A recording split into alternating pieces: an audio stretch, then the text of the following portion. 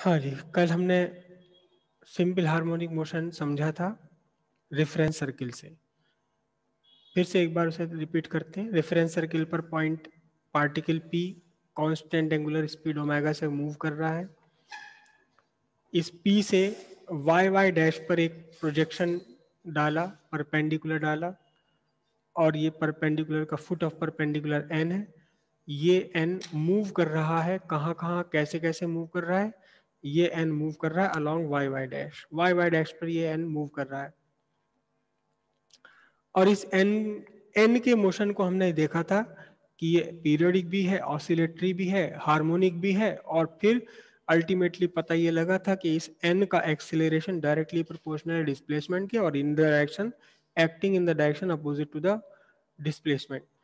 तो कुल मिलाकर हमने कहा कि ये motion of N is simple harmonic motion. कुल मिलाकर हिसाब निकला तो हम क्या कहेंगे, the motion of foot of perpendicular, the motion N क्या है, it is the foot of perpendicular. The motion of foot of perpendicular कहां से लिया गया perpendicular, from a particle moving along a circle with constant angular speed is called simple harmonic motion. The motion of foot of perpendicular is called simple harmonic motion. लेकिन कौन सा foot perpendicular का, जिसे डाला आपने उस पार्टिकल से डाला। कौन सा पार्टिकल, जो पार्टिकल आपके सर्किल पर कांस्टेंट एंगुलर स्पीड से मूव कर रहा है। तो इस फुट ऑफ परपेंडिकुलर के मोशन को हम बोलेंगे क्या, सिंपल हार्मोनिक मोशन। लेकिन परपेंडिकुलर का फुट एक जगह और डल सकता है, बहुत ध्यान से समझना, ध्यान से, कि मैं पी से यहां भी तो डाल सकता हूं एक परपेंडिकुलर, किस पर, एक्स एक्स डैश पर, यहां से भी तो डल सकता है ना ये। और ये डिस्टेंस मैं लिख रहा हूं कितनी, ये डिस्टेंस से मैं लिख रहा हूं क्या, एक्स। वाई एक्सिस के अलोंग वाली डिस्टेंस को एक्स लिखा था, वाई लिखा था, और एक्स एक्सिस के अलोंग वाली डिस्टेंस को क्या लिखा है मैंने, एक्स लिख दिया। ठीक है, अब ध्यान से देखना, जरा ध्यान से देखना। मैं ये ट्राइंगल कंसिडर कर लूँ, कौन सा वाला ट्राइंगल, ओ, ये एन था, इस पॉइंट को मैं लिख रहा हूँ क्या, एम। क्या लिख रहा हूँ, एम।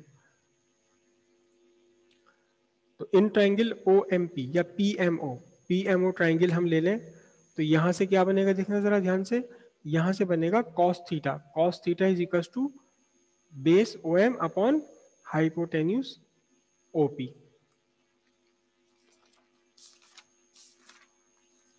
कौन सा लिया ट्राइंगल हमने, P O M P, O M P. M क्या है, एम यहां 90 डिग्री है। ठीक है, तो in triangle O M P angle M कितना है आपका, 90 डिग्री है। तो इसलिए अब आपके पास क्या बना, cos theta is equal to O M upon O P. Cos theta base upon hypotenuse, base कितना है ओ एम, और ये ओ पी। अच्छा, ओ एम की वैल्यू कितनी है, एक्स, और ओ पी कितना है, रेडियस ऑफ सर्किल ए। तो फिर ये क्या बन गया बोलिए, एक्स बाय ए। और अब यहां से क्रॉस मल्टीप्लाई कर दिए, निकला क्या आपका x is equal to a cos theta, x is equal to a cos omega t, x equal a cos omega t. ये इक्वेशन आ गई पोजीशन, किसकी position, position of perpendicular, position of foot of perpendicular drawn from point particle P to X X dash. Particle P से आपने x X dash पर जो perpendicular draw किया, उस परपेंडिकुलर का फुट है कौन, एम। उसकी पोजीशन आ गई, कितनी आ गई इसकी पोजीशन, पोजीशन आ गई इसकी एक्स। ठीक है, अब जरा ध्यान से देखना, ये तो पोजीशन वेक्टर है। अगर हमें इसकी वेलोसिटी फाइंड करनी हो, वेलोसिटी फाइंड करनी हो तो क्या क्या करेंगे, डिफरेंशिएट करेंगे इसका। तो D by d T, x कितना है बोलो, ए कॉस ओमेगा टी। कॉस का डिफरेंशिएशन कितना होता है बताओ जरा, माइनस साइन होता है। तो v इज इक्वल टू ए, और इसका क्या बना, माइनस साइन ओमेगा टी। और फिर एक बार चेन रूल के हिसाब से ओमेगा टी का डिफरेंशिएशन करना पड़ेगा। तो ये v इज इक्वल टू आपका कुल मिलाकर के निकल कर आएगा कितना, v निकल कर आएगा माइनस ए omega sine omega T. Clear है बात। अच्छा जी, अब उसके बाद हमें चाहिए एक्सेलरेशन। तो एक्सेलरेशन क्या होगा? वेलोसिटी का differentiation, a is equal to d by d t. Velocity कितनी है? माइनस ए ओमेगा साइन ओमेगा टी। तो a माइनस ओमेगा, ये तो a और ओमेगा कांस्टेंट है, इसका तो डिफरेंशिएशन होना नहीं। डिफरेंशिएशन किसका रह गया बोलिए? साइन ओमेगा टी का डिफरेंशिएशन रह गया। साइन ओमेगा टी का डिफरेंशिएशन कितना होता है? Cos omega T. Cos omega t, और फिर एक बार चेन रूल के हिसाब से किसका? ओमेगा टी का डिफरेंशिएशन करना पड़ेगा हमें। तो ये क्या बनेगा बोलो? माइनस ए, और यहाँ से ओमेगा आया, omega square cos omega T. अगर आप ध्यान से देखें तो ए कॉस ओमेगा टी क्या है? ए कॉस ओमेगा टी है एक्स, तो बना माइनस एक्स ओमेगा स्क्वायर या ओमेगा स्क्वायर एक्स। ठीक है, सिंस ओमेगा इज कांस्टेंट, तो acceleration directly proportional to x. यहाँ से भी वही बात निकल कर आ रही है। क्या निकल कर आ रही है? इस एक्स का जो इस एम का जो एक्सेलरेशन है वो डायरेक्टली प्रोपोर्शनल है। किसके डायरेक्टली प्रोपोर्शनल है? डिस्प्लेसमेंट के डायरेक्टली प्रोपोर्शनल है, और डिस्प्लेसमेंट के अगेंस्ट चल रहा है। तो इसलिए हम ये क्या कहेंगे? Hence motion of M is simple harmonic motion. M का मोशन भी कैसा है? अगेंस्ट, तो इसलिए ना क्योंकि निगेटिव आ रहा है। एक्स के डायरेक्टली प्रोपोर्शनल है, लेकिन ये निगेटिव साइन है, तो जितना एक्स बढ़ेगा उतना ही तेजी के साथ अपोजिट डायरेक्शन में काम करेगा।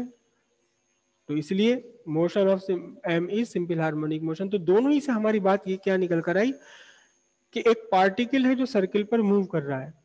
इस पार्टिकल से आप सर्किल के किसी भी डायमीटर पर आप परपेंडिकुलर ड्रॉप कर लें, चाहे आपने ये वाला डायमीटर लिया, ये डायमीटर, या मैं इसको अगर यहाँ भी कोई डायमीटर ऐसे ले लूँ ना और उस पर फुट ऑफ परपेंडिकुलर का मोशन कंसीडर करूँ, तो उससे भी ये रिजल्ट निकल कर आएगा। तो सिंपल हार्मोनिक मोशन कैसे डिफाइन करेंगे हम? The motion of foot of perpendicular, the motion of foot of perpendicular drawn from a particle moving along a circular circle with constant angular speed to one of its diameter। कोई भी किसी भी diameter पर अगर आप foot of perpendicular draw कर ले, कहां से? उस पार्टिकल से जो सर्किल पर मूव कर रहा है। तो इस फुट ऑफ परपेंडिकुलर का मोशन ही क्या होगा? सिंपल हार्मोनिक मोशन हो जाएगा। समझ आई बात इतनी? ये सिंपल हार्मोनिक मोशन का मैथमेटिक्स हो गया। अच्छा, अब जरा ध्यान से देखेंगे हम। ध्यान से देखो, देखिए सिंपल हार्मोनिक मोशन में एक तो डिस्प्लेसमेंट की इक्वेशन आ रही y इक्वस ए साइन ओमेगा टी, और एक डिस्प्लेसमेंट की इक्वेशन आ रही x इक्वस ए कॉस ओमेगा टी।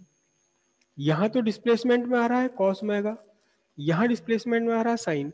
वेलोसिटी की वैल्यू देखें, एक तो वेलोसिटी आ रही है ए ओमेगा कॉस ओमेगा टी, ए ओमेगा कॉस ओमेगा टी, और दूसरी वेलोसिटी आ रही है कौन सी? दूसरी वेलोसिटी ये आ रही थी माइनस ए ओमेगा साइन ओमेगा टी। ठीक है, एक्सेलरेशन, एक एक्सेलरेशन में ओमेगा आ रहा है और इस वाले एक्सेलरेशन में क्या आ रहा था? साइन आ रहा था। इधर क्या आ रहा है? इधर एक्सेलरेशन में कॉस आ रहा है, इधर क्या आ रहा है? साइन आ रहा है। तो थोड़ा से फॉर्मूले में कंफ्यूजन है ये, थोड़े से फॉर्मूले में कंफ्यूजन है, इक्वेशन में कंफ्यूजन है। ये क्या कंफ्यूजन है कि भाई हम डिस्प्लेसमेंट की इक्वेशन ये वाली यूज करेंगे या फिर डिस्प्लेसमेंट की इक्वेशन कॉस वाली यूज करें। क्यों? क्योंकि हमें कहीं अगर यूज करनी इक्वेशन, हमें क्या पता लगा कि परपेंडिकुलर वो एक्स एक्सिस पर है, वाई एक्सिस पर है, या किसी और डायगोनल पर है। ये तो सिंपल सी बात है, डिस्प्लेसमेंट है। जिस जो पार्टिकल सिंपल हार्मोनिक मोशन कर रहा है उसका डिस्प्लेसमेंट है। अब क्या पता वो एक्स एक्सिस पर कर रहा है, वाई एक्सिस पर कर रहा है, कैसे कर रहा है। तो हम साइन वाली इक्वेशन यूज करें या कॉस वाली इक्वेशन यूज करें? बहुत ध्यान से समझना, बहुत ध्यान से समझना, बहुत ध्यान से समझना, आपको क्लियर हो जाएगा कि कब कॉस वाली यूज करनी है और कब साइन वाली इक्वेशन यूज करनी है। ध्यान से देखना जरा। ये जो साइन y इक्वस ए साइन ओमेगा टी बनाया था, ये किसके लिए बनाया था? ये पार्टिकल, ये n के लिए बनाया था हमने, n के लिए बनाया था। और x is equal to a cos omega t जो बनाया है, ये किसके लिए बनाया है? ये m के लिए बनाया है। क्लियर है इतनी बात? तो ये अब ध्यान से देखना, टाइम जीरो पर p x पर है, टाइम जीरो पर p कहाँ है? एक्स पर है, तो टाइम जीरो पर एन कहाँ है, ओ पर, लेकिन टाइम जीरो पर ये एम कहाँ है, टाइम जीरो पर एन एम कहाँ है, एम एक्स पर होगा, यहाँ सर एक्स पर। एक्स पर आ जाएगा। ठीक है, तो एक्स पर कैसे होगा एम, एक्स एक्सिस पर है लेकिन पॉइंट एक्स पर ही पहुंच जाएगा ये। ध्यान से सोचो, देखो ये पार्टिकल P है, ये P है, ये मेरा N है, ये P है। अब देखना जरा ध्यान से, जब P यहां था तो एक N कहाँ है, O पर। अब जैसे जैसे P ऊपर उठता चला जा रहा है वैसे वैसे N कहाँ जा रहा है, Y की तरफ जा रहा है, और जब ये P पहुंचा Y पर तो N भी पहुंच गया Y पर, पहुंच गया ना, है ना, पहुंच गया ना। अब ध्यान से देखना जरा, ये P है यहाँ एक्स पर है, तो मैं परपेंडिकुलर कहाँ डालूंगा, परपेंडिकुलर भी यहीं डल जाएगा ये। अब जैसे जैसे P ऊपर उठता रहेगा वैसे वैसे M कहाँ आता रहेगा, वैसे वैसे M कहाँ आता रहेगा, O की तरफ आता रहेगा। जब P पार्टिकल P पहुंचेगा Y पर तो M खिसक कर कहाँ पहुंच जाएगा, O पर पहुंच जाएगा। और जब ये P निकल गया Y से तो फिर अब M कहाँ चलेगा, अब M यहाँ पहुंचेगा। समझे, टाइम जीरो पर हिसाब लगाओ, देखो टाइम जीरो पर N कहाँ है, O पर, और टाइम जीरो पर M कहाँ है, X पर। टाइम जीरो पर N का डिस्प्लेसमेंट कितना है, N का डिस्प्लेसमेंट कितना है, टाइम जीरो पर N का डिस्प्लेसमेंट कितना है। जब ये N जीरो पर है, O पर है, तो उसका डिस्प्लेसमेंट Y की जीरो। वैल्यू कितनी होगी, जीरो ही होगी ना। टाइम जीरो पर, सर ए साइन। नहीं, टाइम जीरो पर M का डिस्प्लेसमेंट कितना है, ओरिजिन से इस पॉइंट से डिस्प्लेसमेंट कितना है M का टाइम जीरो पर। नहीं नहीं, समझो समझो समझो, फिर समझो। ये जब सर जितनी पार्टिकल P डिस्टेंस पहुंच पर गया पॉइंट Y है, पर, जब रेडियस। पार्टिकल P पहुंच गया Y पर तो N ऊपर उठ करके पहुंच गया Y पर, तो N का डिस्प्लेसमेंट कितना होगा, Y की वैल्यू कहां तक पहुंच जाएगी, कितनी पहुंच जाएगी, ए। रेडियस के इक्वल पहुंच जाएगी ना, y इज इक्वल टू होगा a। अब ध्यान से सोचो कि जब पार्टिकल P आपका x पर है, टाइम जीरो पर है, तो n कहाँ है, O पर है, तो फिर इस y की वैल्यू कितनी है, जीरो। लेकिन इस m के लिए x की वैल्यू कितनी है, सर ए। टाइम जीरो पर पार्ट P यहां है तो m भी यही है, तो फिर x की वैल्यू कितनी बनेगी, a, रेडियस के इक्वल हो जाएगी ना, है ना, समझ रहे हो। टाइम जीरो पर n है अपनी जीरो पर, जीरो डिस्प्लेसमेंट पर, और m अपने मैक्सिमम डिस्प्लेसमेंट पर है, करेक्ट। n के लिए हमारी इक्वेशन बनी है y is equal to a sine omega t, n के लिए बनी है। और m के लिए कौन सी इक्वेशन बनी है, इस m के लिए इक्वेशन बनी है कौन सी, x equals a cos omega T. m के लिए cos वाली इक्वेशन है, n के लिए साइन वाली इक्वेशन है। ध्यान से समझना, देखो ध्यान से समझना, और अपने इंटरप्रिटेशन, अपने जुगाड़ मत लगाना, जैसा है जो है उसको बिल्कुल वैसे ही समझो, तो फायदे में रहोगे, आसान भी रहोगे, और आगे समझने में आसानी मिलेगी। अपने इंटरप्रिटेशन, अपनी तिकड़मबाजी, मैं ऐसे वर्ड इस्तेमाल करता हूं उसके लिए, वर्ड तिकड़म, अपने तिकड़म मत लड़ाना यहाँ पर, जैसा है ठीक वैसा ही समझो और वैसे ही उसको अप्लाई करो, तो बहुत आसान है फिजिक्स। टाइम जीरो पर एन है, जीरो पर एन का डिस्प्लेसमेंट है जीरो, है ना, और एन के लिए इक्वेशन बनी है हमारी साइन वाली। टाइम जीरो पर एम का डिस्प्लेसमेंट है ए, और एम के लिए हमारी इक्वेशन बनी है कॉस वाली। ठीक है, तो सीधी सी बात यह है कि टाइम जीरो पर अगर आपका पार्टिकल जीरो से स्टार्ट कर रहा है, जब आपका टाइम जीरो है तब आपका पार्टिकल जीरो पर है, तो आप इक्वेशन यूज करोगे। लेकिन अगर आप किसी ऐसे पार्टिकल की स्टडी कर रहे हो जो टाइम जीरो पर अपने मैक्सिमम डिस्प्लेसमेंट पर से शुरू कर रहा है, देखो आपका टाइम का ऑब्जर्वेशन तो जीरो से स्टार्ट करना है।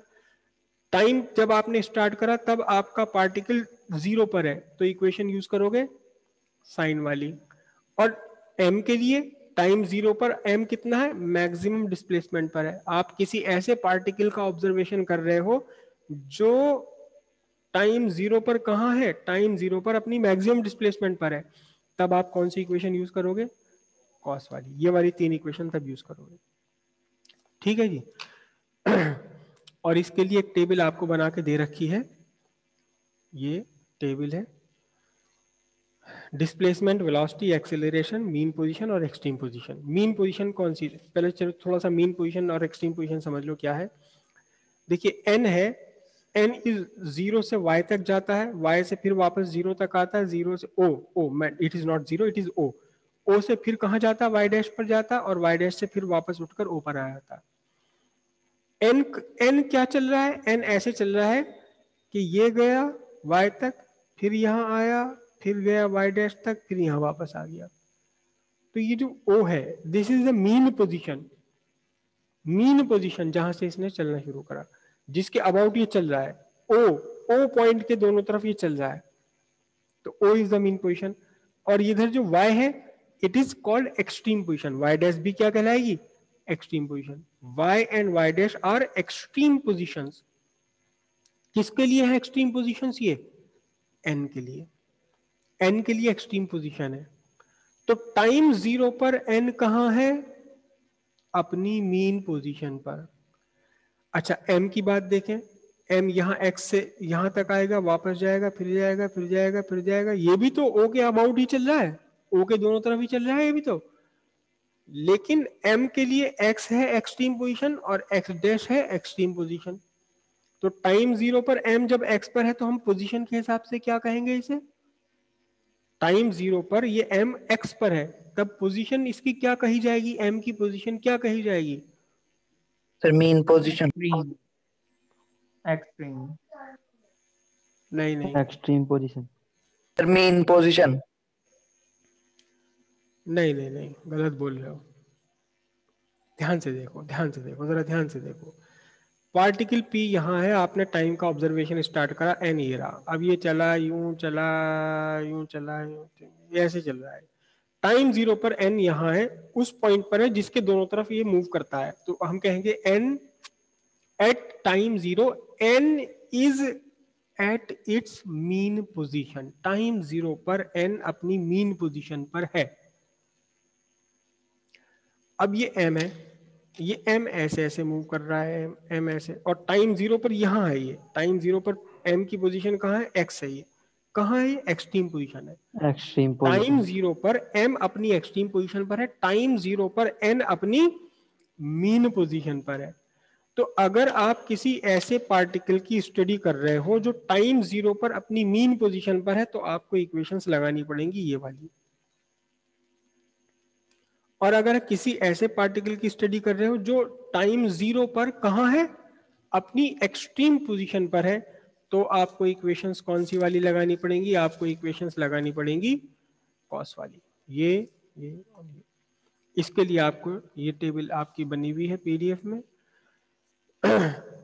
When particle start simple harmonic motion from mean position, जब मीन पोजीशन से स्टार्ट कर रहा है, टाइम 0 पर मीन पोजीशन पर है, तो डिस्प्लेसमेंट की equation y equals a sin omega t।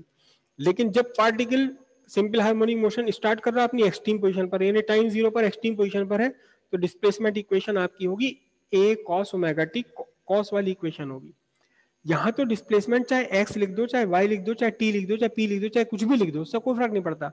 लेकिन आपको देखना है कि अगर सिंपल हार्मोनिक मोशन अपनी एक्सट्रीम पोजीशन से शुरू कर रहा है तो फिर a cos omega t। Velocity अगर मीन पोजीशन से शुरू कर रहा है पार्टिकल, तो वेलोसिटी की equation a omega cos omega t। लेकिन अगर अपनी एक्सट्रीम पोजीशन से शुरू कर रहा है तो वेलोसिटी की equation minus a omega sin omega t। Mean position से स्टार्ट कर रहा है तो एक्सेलरेशन होगा माइनस ए omega square sine omega t, और अगर एक्सट्रीम पोजीशन से स्टार्ट कर रहा है तो एक्सेलरेशन लिखा जाएगा माइनस ए omega square cos omega t. ठीक है, मीन पोजीशन इसकी 0 है और इस मीन पोजीशन इसकी भी 0 ही है। मीन पोजीशन दोनों की ही कौन सी है, चाहे हम n की स्टडी कर रहे हैं तो भी n के लिए मीन पोजीशन यही है, हम m की स्टडी कर रहे हैं तो भी m के लिए पोजीशन मीन पोजीशन यही है। जो सेंटर ऑफ सर्किल है, this is the mean position. चाहे वो n की स्टडी कर रहे हो या m की स्टडी कर रहे हो। बस बात फर्क m और m में कितना डिफरेंस है, टाइम 0 पर n मीन पोजीशन पर है, टाइम 0 पर m अपनी एक्सट्रीम पोजीशन पर है, लेकिन दोनों के लिए मीन पोजीशन वही की वही है। दोनों के लिए ही जो डिस्प्लेसमेंट आप मेजर करोगे वो यहीं से मेजर करोगे। ये हो गया x, वो सॉरी y एक्सिस के लॉन्ग, और ये वाला डिस्टेंस कितना हो गया, x हो गया। लेकिन स्टार्ट कहां से शुरू कर, मेजरमेंट कहां से लिया आपने, मीन पोजीशन से लिया। दोनों की mean position same mean position है। क्लियर हुई इतनी बात? ओके। इनकी इसकी एक्सट्रीम पोजीशन कौन कौन सी है, जब y और y डैश है, और m के लिए एक्सट्रीम पोजीशन कौन कौन सी, x और x डैश है। इसमें भी y को हम कहेंगे पॉजिटिव एक्सट्रीम, n को y डैश को कहेंगे निगेटिव एक्सट्रीम, इसे x को कहेंगे पॉजिटिव एक्सट्रीम और x डैश को कहेंगे निगेटिव एक्सट्रीम। मतलब ये जो n है, n के लिए y कहा जाएगा पॉजिटिव एक्सट्रीम और y डैश कहा जाएगा निगेटिव एक्सट्रीम। m के लिए x कहा जाएगा पॉजिटिव एक्सट्रीम और x डैश कहा जाएगा नेगेटिव एक्सट्रीम। बात इतनी समझ आई आपको?